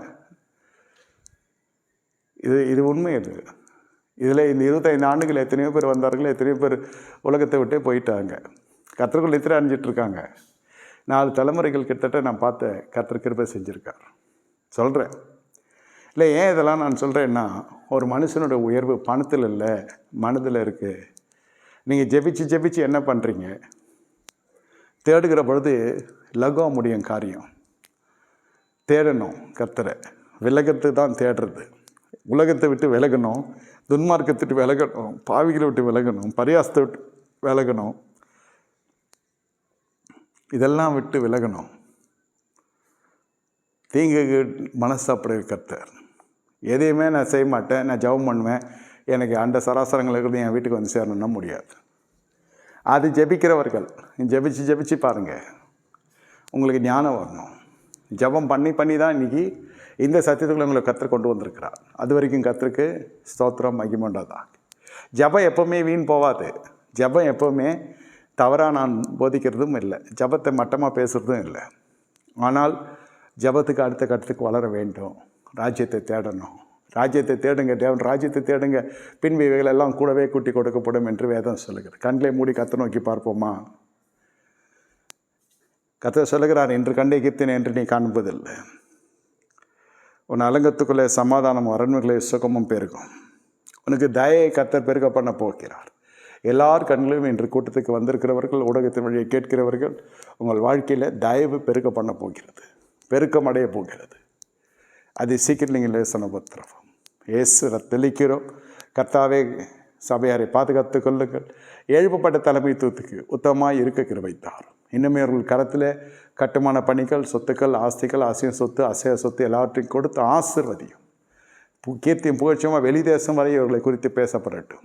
தேசத்தின் வாசல்களை திறந்து தாரும். வெளிநாடு போக இருக்கிற பிள்ளைகளை ஆசீர்வதியும், அற்புதங்களை செய்யும். இயேசுவை தெளிக்கிறோம், இயேசுவின் நாமத்தில் பிதாவே, ஆமென். என் ஆத்துமாவே கர்த்தரை ஸ்தோத்திரி, முழுமை பரிசுத்தமாம் ஸ்தோத்திரி. என் ஆத்துமாவே கர்த்தரை ஸ்தோத்திரி, கர்த்தர் செய்த சகல உபகாரங்களையும் மறவாதே, ஆமென். கர்த்தராகிய இயேசு கிறிஸ்துவின் கிருபையும் பிதாவாகிய தேவனுடைய அன்பும் பரிசுத்தாவின் நன்மை ஐக்கியமும் மன்னரோடு கூட சதா காலம் சொல்லப்பசவன் கூட இருப்பதாக, ஆமென். போகாதீங்க, இருங்க.